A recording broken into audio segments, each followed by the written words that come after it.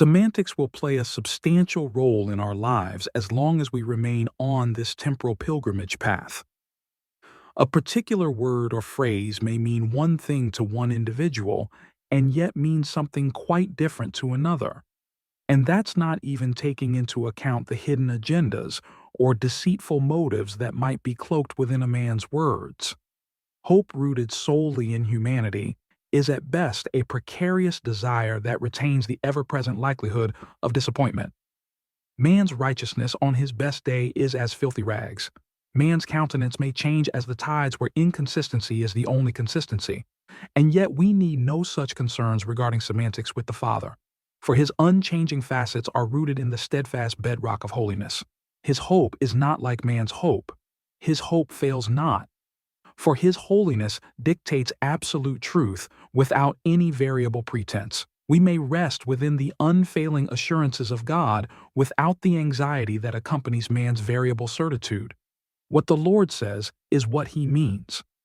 Even if we might initially struggle to fully grasp a word of the Most High, the surrounding context will indeed allow it to be rightly discerned if we are truly open to receive it.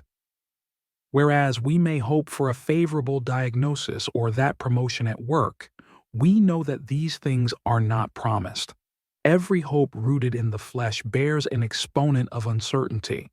And yet, the Lord's promises are chiseled so deeply so as to be immutable. Likewise, any righteousness attributed to flesh will indeed be tainted with a measure of the corruption that accompanies every facet of humanity.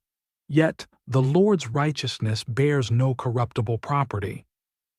For his holiness dictates the absolute purity of his righteousness. His holiness dictated that our sacrificed lamb bear such purity that the righteous requirement of the law might be fulfilled, for in his holiness no corners could be cut.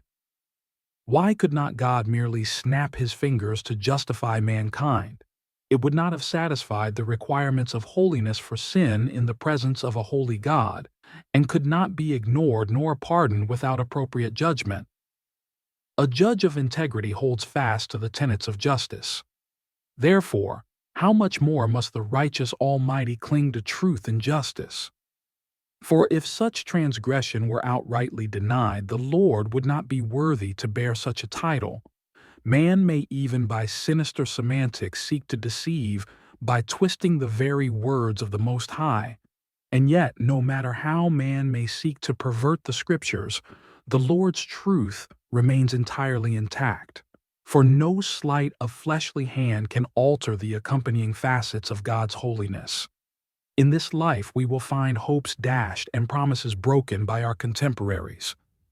But there is one who both here and hereafter will grant unfailing hope to those who would by submission pursue it. There is one who will never utter a deceitful nor obscure word.